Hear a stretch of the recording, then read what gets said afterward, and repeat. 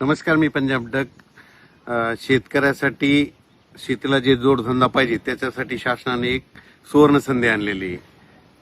मुख्यमंत्री ग्रामीण पशुधन उद्योजकता योजना. या योजनेमध्ये शेतकऱ्याला 50 ते 75% अनुदान देण्यात येणार आहे. अनुदान कशासाठी? शेळी पालन, वहराव पालन, पोल्ट्री पालन, गाय पालन याच्यासाठी शासन काय करणार आहे? 50 ते 75% शेतकऱ्याला अनुदान देणार आहे. यासाठी मोफत शिबिर एक आयोजित केलेलं आहे आणि ठिकाण आहे बीड. ते प्रशिक्षण 12 ऑगस्ट, 13 ऑगस्ट आणि 14 ऑगस्टच्या दरम्यान आहे.